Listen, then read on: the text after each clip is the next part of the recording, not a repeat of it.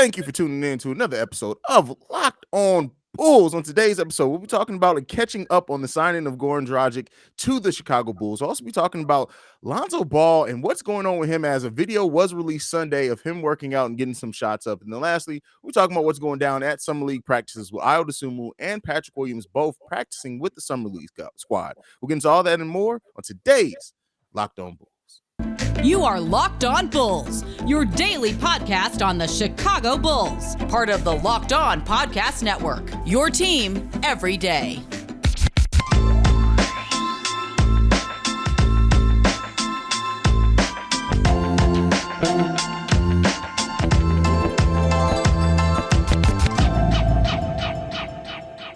Thank you for tuning in to Locked On Bulls and making us your first listen of the day. Locked On Bulls, a member of the Locked On Podcast Network, where it's your team every day. That's Pat, the designer, host and creator of the Windy City Breeze. I'm Haize, host and creator of Chicago Bulls Central, and we're jumping right in. Pat, we missed it, man. We dropped the ball. Tried to pre-record an episode to avoid working on a holiday. And as soon as it literally, what was like 20 minutes after we recorded the episode? Probably 30 minutes, maybe. The Bulls announced that they signed Goran Dragic to a 1-year veteran minimum deal at $2.9 million. So they still maintain that not full MLE, but the $7 million that they had left in the MLE. Also, our trade player exception expires in 24 hours, by the way. So be on the lookout for that. Don't know if anything happens with that or not. Bulls sit right now at $1.3 million under the luxury tax. So they any other signings are going into the luxury. But the signing of Goran Dragic itself, what do you make of it, Pat? In my own head, right, it's a concerning signing for me. Like, on the base level, Goran Dragic is fine. He comes in, he provides some shooting, he provides some veteran leadership. He's played in big games. He's played well in big games. I think that's a difference maker that the Bulls kind of want to get in there. As much as we love DeMar, as much as we loved having Tristan, you know what I mean? Like, I don't know, we loved having them, but they didn't always play the best in the big games. So Goran Dragic is somebody that in the NBA Finals play well.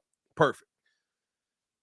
The question mark that's on the table, and it kind of gets into our second segment as well, but what does that mean for Lonzo Ball? And that's the video I dropped on the Windy City Breeze, kind of breaking down, right? Like, pure speculation at this point. But if you're going out and you're getting a backup point guard, and Dragic is going to be a backup point guard. You're not bringing him in at the 2. You're not bringing Dragic in at the 3 off of the bench. Bringing him in to be your backup point guard. Is he insurance for Lonzo Ball? Is he coming in because Lonzo's not going to be ready to go at the start of the season? It opens up an entirely new ball of questions for me. And so the first thing I thought was, what does that mean for Lonzo Ball moving forward? But again, I like it. It's a fine as a player. He's fine. But is there something else that's in there? I mean, that definitely raises some questions, especially when you look at some of the wings that could have been gotten out there for similar money, or even less. But, the one thing with me is that I've learned to, almost with Billy Donovan, to look at positions and be like, okay, because he's going to play anybody anywhere. Like, we can literally see a lineup of Goran at the 1, Ayo at the 2, and Caruso at the 3. We could absolutely see a lineup of that. Would I want to see it? No. I don't know, because I want Javonte to be there at the 3. But with that being said, like, there's absolutely a possibility of that happening. But I won't lie. When you called me about it, and we talked about the deal initially, my first thing was, what does this mean for Lonzo? That's naturally what your mind first goes to. What does this mean that Lonzo isn't going to be ready by the start of the season? Because if he is, let's say we come into this team fully healthy, where does Goran really get minutes? You're not going to play him above Ayo or Caruso, right? So I guess we'll wait and see what this really means. It may just be depth, right? Maybe they're at this point saying, listen, we lost Lonzo and Caruso for big chunks of the season last year. Yeah. Let's get some insurance in there as the end. Maybe Goran is really just there to play the Matt Thomas role. And that's a definite possibility, right? Because when we got down to it, we were going to guys that had never been in the NBA before.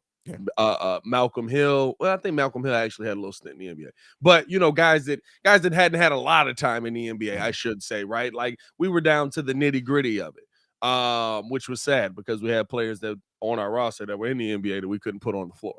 But I think here's another scenario that people have brought up over on the Breeze that I feel like it's a little far-fetched, but it's a scenario nonetheless that could be brought up. Do you think that we're gonna find Goran minutes after we move on from Kobe White?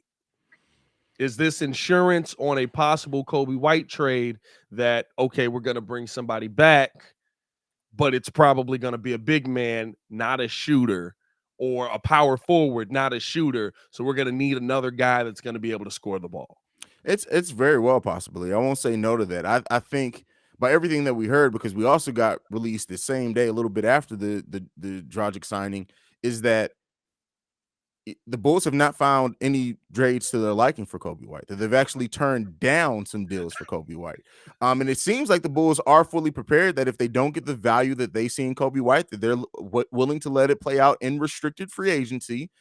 And maybe at that point, do they play hardball and match any deal and then try to move?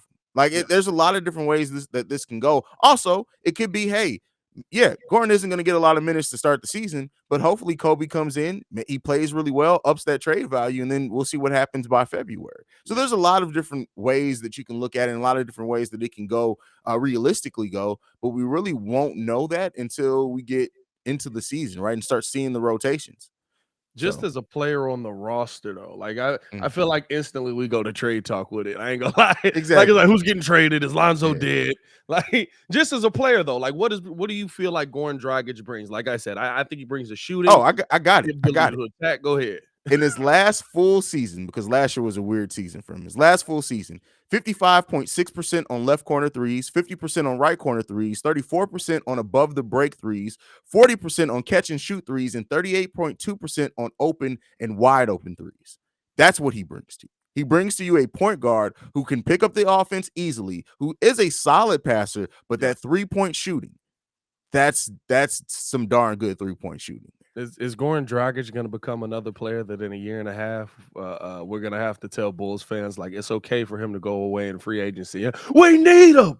We gotta have him. Like, no, guys, it's okay. He's 36 years old. We don't have to re-sign him to a 2-year, $10 million deal. No, we need him. All right, okay. Okay. I agree with you though. That the 3-point shooting he brings can be invaluable. I think that's why you're probably going to see that Billy Donovan lineup that you talked about. um, but I mean, it's going to be interesting to see how they use him, right? Because I mean, is Goran Dragic about to have the career shift? We're like, hey, listen, your career can last 4 more years, but you're about to become a spot up shooter. Yeah, spot up shooter. That's it.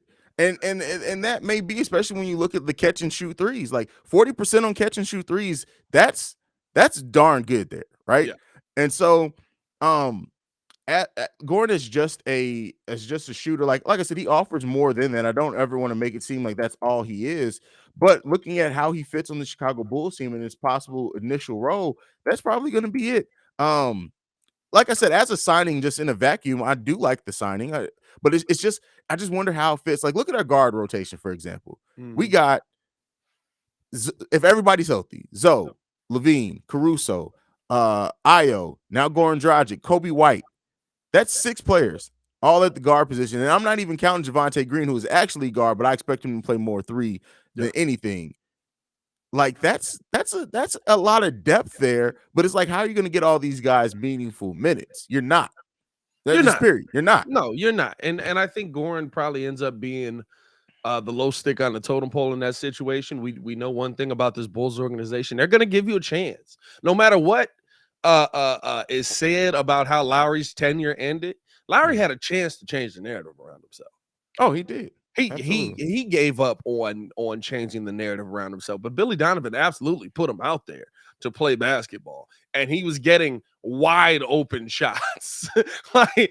So Kobe White is gonna get the opportunity to say, hey, listen, either you're gonna skyrocket your trade value, you're gonna make yourself invaluable to us to where we're gonna have to make the decision to re-sign you in restricted free agency, or you're just going to prove to us that you're not very good and we kind of can just let you walk and do some kind of sign and trade for nothing, basically.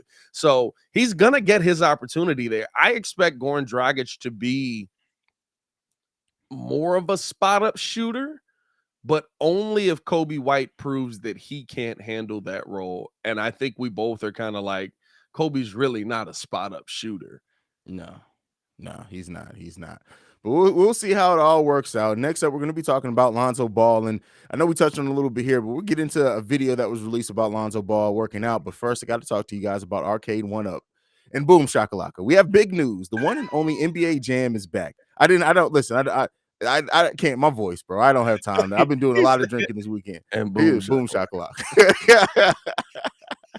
Arcade 1UP, the leader in home retro arcade games, is not only bringing the best game ever back, but they've made it bigger than ever with a, wait for it, Shaq Edition machine. People are obsessed with NBA Jam, and I'm thrilled to tell our listeners that you can once again play hoops with NBA legends in this arcade classic. Jump clear across the court and set the ball on fire in one of the first sports games to ever feature real and digitized NBA licensed teams. No fouls, no free throws, no quarters required. Complete with friends and family through our all-new Wi-Fi leaderboards, making you more connected than ever before. Pre-order now from arcade1up.com. That's arcade, the number 1up.com for estimated early September ship date. Arcade 1UP is the place for fun. They've got even more classics like Golden Tee, Mortal Kombat, and many others starting at just $399. That's $399, y'all, because you know you got some people who don't understand that. Check this out. They're giving away an NBA Jam Shaq Edition to a Locked On listener. Enter for a chance to win a game console for your man cave at arcade1up.com/locked on. That's arcade, the number 1up.com/locked on. You got till July 8th to enter to win NBA Jam Shaq Edition console. Don't miss out. Enter today, and who you gonna play with? All right, Pat. So we've been itching for Lonzo news, and at this point, almost anything that we get, we're gonna overanalyze. We're gonna look into too hard. We're gonna try to find some deeper meaning into. So guess what? It's just time for us to do that. About a 30-second clip was released of Lonzo Ball getting some shots up. And, you know, people are like, it's so interesting to see people who like clearly have a leaning towards one way and they don't realize that they're doing that. Yeah. They just think they're objectively looking at it like, oh, well, you can see by the way he landed that knee is fine. Listen, all this was soft and very slow movements out there. There's not a lot to tell from it, but I will say that it is good to at least see him getting some shots up. That's one thing that I will say. Regardless of anything else, it's good to see him out there moving and being mobile. What do you think, Pat? No, 100%. That's pretty much what it is, right? Like, on the flip side, we had Anthony Davis who hadn't touched the ball in 4 months, and you don't want to hear that. If you're a Lakers fan, right? Same way, I wouldn't have wanted to see. You know, we were asking, what is Lonzo moving? Is he running? Is he jumping? Is he? And it seems like he's doing all of that. Granted, very slow, and it doesn't change anything for me. Now, I will say, kind of that while he's getting the shots up, he's definitely testing the knee out. Yeah, you know I'm saying, but it was all slow. It was all like just going through the motions at practice, the little one leg jump, putting it off the glass. Like, okay, it doesn't tell me anything that Lonzo couldn't already do. The problem came in when they tried to ramp him up to full speed. He wasn't able to ramp up to full speed. The last thing we heard was that he still wasn't able to ramp up to full speed yet, but that he was moving towards that. He's been moving towards that since March. So it didn't do much for me. It was good to see him getting some shots up, but I need to know, can you cut? Can you plant? Can you drive? Can you dunk? Can you shoot? Can you do anything that you're actually going to have to do on a basketball court? Because a one-legged pull-up from the right corner ain't it. The thing that I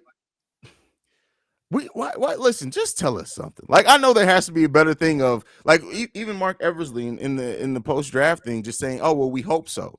Like, well, this ain't hope, right? We're not trying to go off hope. Yeah. Is Lonzo like, are you expected for Lonzo to be ready or not by the start of the season? Now, I get playing it close to the chest. I get that the medical examiners may not want to make too quick of a decision on it. Let's get some time, see how he responds to some things. But at this point, he was supposed to be out 6 to 8 weeks. We are triple that at this point in time. Yeah. That's and he got the short surgery. Yeah. And he got the shorter surgery. That's what I think people forget. Like, it's just And it really does. And I think people sometimes don't realize, like, they'll say go out there and get another guard in case Lonzo, like that's easy to say, but what Lonzo brings is so hard to replicate, right? We know how important Lonzo is to this team when he's Yeah. fully healthy. You can bring in a Goran who theoretically could probably bring the shooting that Lonzo does, but he's not bringing everything else Lonzo brings. Io too. Like, I love Io, and I think Io is going to be the future of this Chicago Bulls team in a lot of ways. But listen, Io, at least in his rookie year, was not ready to step in and give you what Lonzo Ball gave you. Now we'll see with second year type leap, things like that. But like, it's so hard to replicate what Lonzo does, and it's really hard to predict what the moves that the Bulls have made also in the free agency without knowing if your starting point guard is going to be ready by the start of the season. Yeah, no, you got a lot of question marks on it, and it's such a key piece for you, right? Like, Io does solve a lot of your issues. At a minimum, Io solves the issue of you have somebody who can bring the ball up the floor, who's been in the system, who can make good decisions while being in that system, right? I think the issue with Io sometimes last season was the inexperience led to bad decisions. Lost us a couple of games that way. The one I remember most was just, I think, was it versus Thunder, where he had like 3 bad plays in a row, and it cost us the game or something like that in overtime. No, maybe it was Washington. I don't remember which one, but it cost us the game in overtime. And it was just him being inexperienced. He's not going to have that this season. So you feel a little better about your point guard position because Io's there. But like you said, like, if Lonzo's not there, that's a huge piece of this Bulls team missing. Not only the fact that he makes $80 million over 4, but when you're talking about a guy that literally just has the keys, that sets everybody up to be in the right position, that gets you open looks, that can also knock down shots on a consistent enough basis himself, right? And to make himself a threat, so everybody else is more deadly and has more ability to score the ball. Those are the things that you love about having Lonzo Ball on your team. And so now yourself like, all right, well, are we going to have that? Is that going to be in the room? And if it's not, is it even possible to replicate that? Is it even possible to go out and find? There's not that many guards that do what Lonzo Ball does in the league. This is true. You know what I'm saying? Like, two-way guards aren't just growing on trees anymore. Especially not ones that can switch 1 through 4 at that. Like they're what, Drew Holiday, Lonzo, Reggie Jackson a little bit.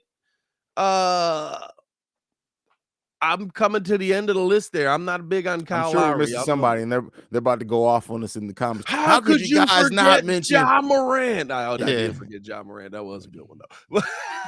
But yeah, there's not that many guards that do that in the league. You know what I'm saying? You very quickly get the Patrick Beverly, is what I'm saying. So you very quickly get the Patrick Beverly. So I just feel like the Bulls not having an update on him is the most concerning, and it could be a reason why Goran Dragic is here. It goes back to Goran Dragic again. By the way, he can't be wearing 1. Did you see that, bro? In the ESPN, like, what are we doing?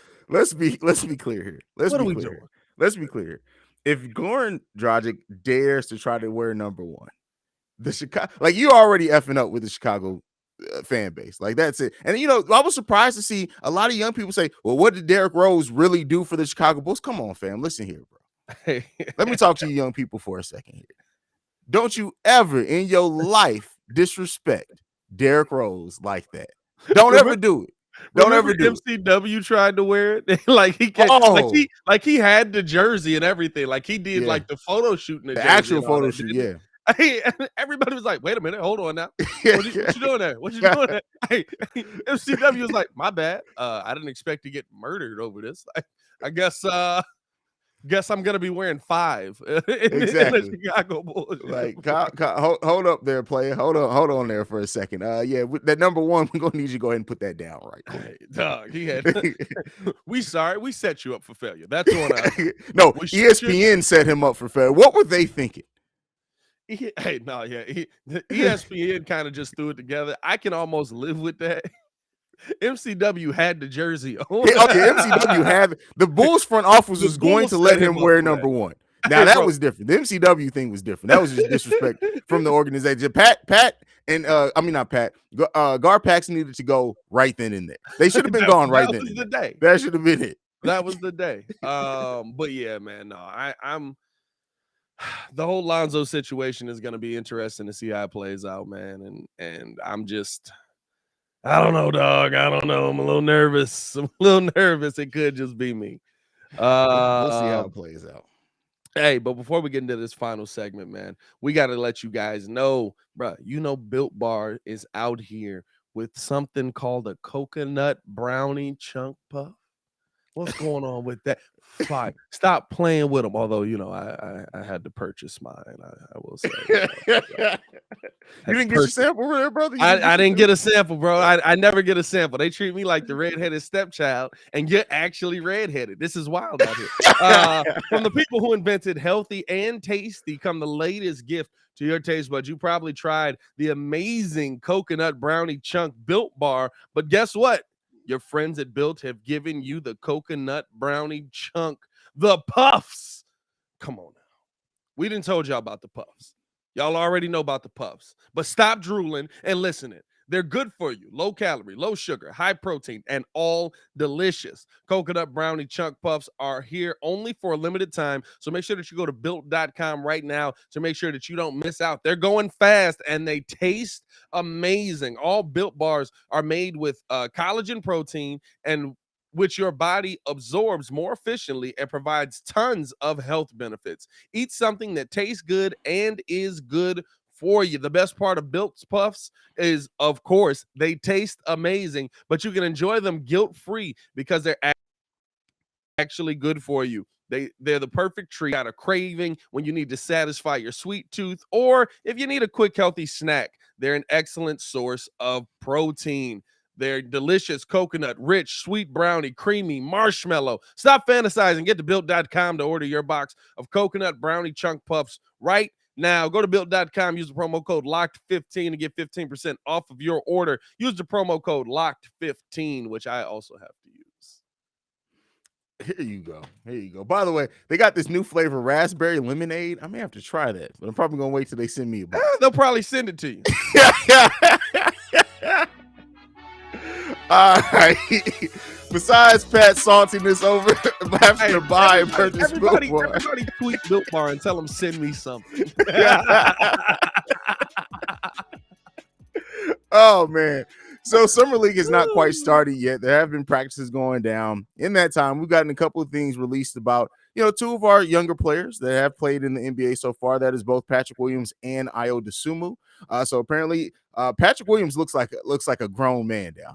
And for those forward now, for those that keep saying this, Patrick Williams is now power forward. Like, for anyone who still question that, he was a power forward last. He's a power forward. Listen. For y'all that just get caught up in height, like this is not the WWE. You guys are not Vince McMahon. Stop being size queens. Like, Patrick Williams at 6'7" with a 7'1" wingspan is a power forward. But Ayo Dosunmu also has put on considerable muscle down there based off what we've seen so far. Now they're not actually going to be playing in summer league games, but they will be practicing with the summer league team. What do you think about what we've seen from Patrick Williams and Ayo Dosunmu so far? They both look like they came into summer league in great shape. You can tell that they've been working. You can tell that DeMar basically had Patrick Williams up every day, just working on his game and on his body and on everything, right? I think he said they were working out 3 times a day when he was out west. So it's definitely showing. The one thing that I will say is that I think caught me off guard was when I can't even think of our head coach's name out at summer league right now. But when he came out and he was like, yeah, Patrick and Dalen were trash talking each other. And there's a part of me that's like, did he spend like a month and a half in Compton and now he's like DeMar DeRozan's protege for real? Like, he coming out, stop playing with me. I put the clamps on you. Know what I mean? Like, a trash talking Patrick Williams is like a dragon in my mind. It's a myth right now. You know what I mean? Like, it's crazy out here. But one offseason with DeMar DeRozan, Patrick Williams got his edge. He's talking garbage. You know what I'm saying? He's confident. He's talking garbage. And then, hey, listen, I will say this because we didn't talk about one guy.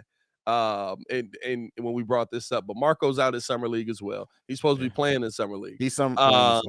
It looked like Marco was getting dunked on again in that Patrick Williams picture. I'm not saying that wasn't Marco, was it?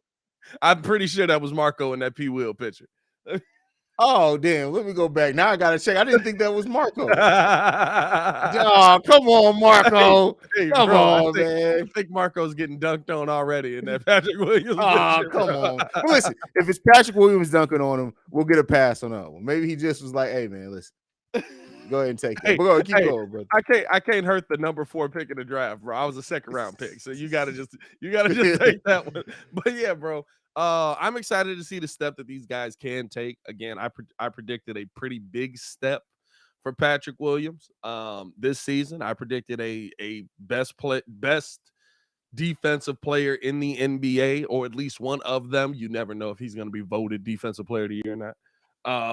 But one of the best defensive players in the NBA, and giving you about 15 to 18 points a game this season. That's what I'm expecting from Patrick Williams. Everybody keeps saying, and I agree, where's he going to find shots? He's got to take shots. He's got to take shots away from these guys that are ahead of him in the shot pool right now. And I want to see Patrick Williams do that. As far as Ayo Dosunmu, he looked like he's ready to be a starting point guard to me. But I want to see how his scoring takes the jump as well. You know what I'm saying? Like, that's going to be the interesting thing, because Ayo was a combo guard in college. Yeah, I mean, the thing is that Ayo taking the leap scoring wise, completely between Ayo taking the leap scoring wise, the Bulls improve scoring overall. We'll see what happens with Goran's role. Like the bench scoring in on this Bulls team can go pretty far. And that's what we hope for. Like we were bottom of the league in bench scoring last season. This was one of my sticking points, like on my platform when I'm running for the best Bulls podcast ever. There's never been a team that's made a significant run with bench scoring that low. So as we're talking about, hey, who can we add because we want to see this team do better, our bench scoring has to be one of the things that improve. And Ayo Dosunmu taking a leap could very well push that Bulls bench scoring to close to where it needed to go. Go ahead, Pat. No, 100%. Just so you can see as well, and we'll let the audience see this. You know what I'm saying? It'll move stuff around a little bit, but it's just real quick. Yeah, that's definitely Marco. That's definitely Marco. Hold on. God dang. Well, listen, we don't know. He could have got out of position on a pick and roll. There could have been a lot of things going right there. It's not like last year he was getting dunked on, actually playing chest up man defense and just getting back down and dunked on. That's a little bit better. Like, it make you feel better? Is that a good one? I'm telling you, if Patrick Williams did a blow by move and got past Marko Simonovic and then dunked, that's a little bit more forgivable than if he just Patrick Williams was posting him up and he just moved Marco out the way, like, hey man, move real quick, I'm about to dunk this ball. The best part is I don't even know who Buddy is in the background, bro, but he's just looking at Patrick Williams just like, hey bro, is that what I got to defend in the NBA? Yeah, exactly. Like, I don't even know if I want to do this anymore. I don't know if I'm gonna make this. You said you're not even a scorer in the NBA? What? No, I don't know about this NBA thing, fam. You might have just crushed my dream. Right. Patrick Williams out here destroying dreams. One off season with destroying dreams out here, bro. Man, listen. What are some of the things? So Summer League, before we end, right? Ayo's not playing Summer League. Patrick Williams not playing Summer League. So we're really looking at Justin Lewis, Dalen Terry, Marko Simonovic, really as the key players to watch that are for sure on this Bulls team in some shape, form, or fashion. Yeah. What are some of the things you're going to be looking at? Because I know for me over on Central, I'm going to be covering the Summer League games like their post games during regular season games. Because I'm really going to be breaking it down because I think there was so much unknown about Dalen Terry coming into him being drafted by the Bulls that I really want to do some coverage on that and Marco's growth and development. But go ahead. I think the thing that I need to see, like you said in the second part, Marco's growth and development, right? Like at a minimum, Dalen Terry can look bad. Justin Lewis can look bad. Am I gonna like it? No, I'm not. But they can. It's gonna be like, oh, they didn't look great in Summer League. Who cares? It's Summer League. If Marko Simonovic looks awful in Summer League, that's gonna be bad. Because he's been in the league a year. He's seen NBA competition, kind of. He's seen a lot of jerseys real close to him. Yeah. A lot of jerseys up close and personal. A lot of jerseys up close, and apparently training jerseys as well. He can identify a lot of players in the league by their armpits because he's seen a lot of that last season. He just wakes up in the middle of the night. Number 10. Oh God. Oh. Yeah. thought it was happening again. But no, I just want to see what Marco brings. You know, not even I almost don't care about defensively, right? Like him getting blown past and dunked on, whatever. That's not what we're looking for from Marco. We're looking for him to be the 3-level scorer that we talked about. I have to see that.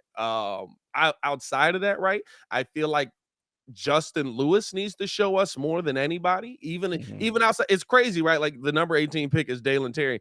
I need to see more on Justin Lewis though, because of the AK and Mark Eversley not really going out and getting you a backup power forward yet. Yeah, you know I'm saying, like, are we re-upping with Tristan, or what's going on with that? Well, I mean, hey, listen, we got the GOAT Tony Bradley still on the team. What are you Hey talking man, about, bro? TB out here, but you don't want to see that at the power forward position. Come on, no, Tony Bradley he's the next KG out there, bro. What are you not talking with those about? feet, brother? Not with those feet. You don't want to see that at the power forward position. But yeah, so I need to see. Hey, listen, Justin Lewis, can you be a 4 at this level? Can you be Patrick Williams backup? Can you get out there and make some impact right away? Those are the guys I'm going to be looking most closely at. Of course, Dalen Terry, because he's the 18th pick. But I feel like his role on this team, 3 maybe, backup 2. Where's he gonna find minutes? Like that's the interesting part. Dalen Terry? Dalen Terry, yeah. It really depends on how that skill set ends up polishing out, because he can play 1 through 3, right? So that alone can possibly get him some minutes on this team early. Like, and I'm not talking about he's going to get double-digit minutes, but you remember when Io first started, like, Io wasn't getting he was like barely getting 10 minutes, right? Yeah, so Dalen Terry may get on the court in that way to be like, hey, let's see what you can do for us defensively. We need a long, athletic player out here on the court real quick for a couple of defensive stops. If you can play this, that's your opportunity to get more and more minutes. And so we'll see how that comes along during the season. One thing with Dalen Terry too, I think people forget he did shoot a decent, a solid. It was 36%, I think, from 3-point. Yeah, he didn't shoot very many of them. But if that 36% is transferable, and that we start seeing that now, he's not going to be trusted to shoot early, and I can tell you that right now. But if he's given shots and ends up hitting them, and we start seeing that 3-point game come along, and maybe even progress better than what we thought it would, we can see Dalen Terry out there on the court very early on. So it's gonna be interesting to see, like, if all these guys pan out and AK gets his dream of like a team full of just everybody's wingspan like, is 5 inches more than their height. Io, Dalen Terry, Justin Lewis, Patrick Williams, Marco Simonovic. Like, you're just sitting there, just like, a lot of length out there. Like, the passing lanes don't exist. They don't. Right, we can get in any of those. So yeah. But yeah, man, that's what I'm looking forward to in summer league, man. So yeah, I'm really looking forward to summer league, man. It's not the best quality basketball wise, but you do get to see your young rooks shine sometimes and get some surprises in there. It's getting better. Oh, it definitely is getting, because summer league. I remember the last time I really paid heavy attention to summer league was the year that it was Denzel Valentine and Tony Snell out there looking like, oh no, I think it was Denzel and McDermott. Was that the two? I think it was those two there, looking like they were going to be the Splash Brothers. That was fun. That was fun, but the level of competition at that point was trash. It's a lot better now. Hey, it used to be so bad. Like there's random years where it's great, right? Like I don't know if Muzz probably definitely don't remember, but I remember when Derrick Rose was playing summer league. Oh yeah, and that was great because Joe Kim decided to play summer league that year too to work on his chemistry with Derrick. That was great. Yeah, and I think it was Derrick, and then did Russ play that same year? Like we had a bunch of guards. The same year. That was a great draft class and a great summer league. And like everybody was like going at it in summer league, just like, nah, I'm the best guard. Nah, I'm the best. And I guarantee you, is if we hear Dalen Terry's talking crap to Patrick Williams, imagine what he's going to be out there to the players that were drafted ahead of him in summer league. Who's he talking reckless to first? Oh, I don't. What's our summer league schedule? I don't remember our summer league schedule off the top. I couldn't tell you any of the players that are on any of the other team's summer league schedule. Like it's Dalen Terry is about to. He's about to be the summer league KG. They're gonna hate him. They're gonna be like, hey, he's gonna be like Ant was in the Hustle movie. Yeah. So we play the Mavericks first on the 8th. They didn't get any notable draft picks, right? Yeah, I don't know. Really. Then we got the Knicks they traded all their draft picks away. Then the Raptors. We don't have really a lot of big time other players that. And I don't think they sending Oh, anybody. wait though. One thing I am excited for. We play the Hornets. Dalen Terry must shut down Jello. Like get Jello Jello's Ball not about it. playing. Jello's not playing on the I Hornets just this year, is he? He's playing on the Hornets Summer League Is team. They he? already signed him to yeah. Oh my God. Just sign him to a contract Bro, already. they're not because Jello sucks. But I'm sorry. Just Go ahead, sign man. him to a contract. They're not doing that, bro. He's gonna be the G League Kobe. I'm telling you, that's what it is. At this point, you need a chess piece, bro. Go get Jello for the Bulls. He don't gotta play. He just gotta be there. Put him in there 2-3 minutes a game. Let him knock down a 3 a game, all that good stuff. And then all of a sudden, when LaMelo's a free agent, he's just like, I did always want to play with my brothers. That's how you get that done, right there. It's chess, not checkers, brother. That's why Charlotte's keeping him around.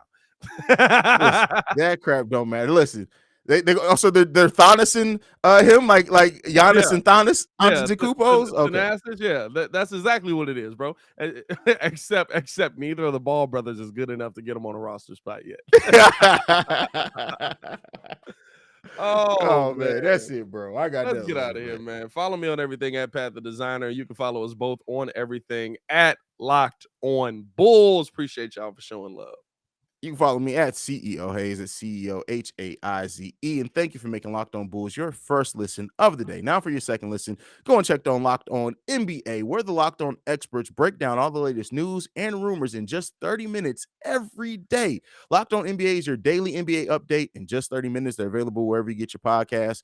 But for Pat the Designer, I'm Haize. We out. We love you guys. Peace. Peace.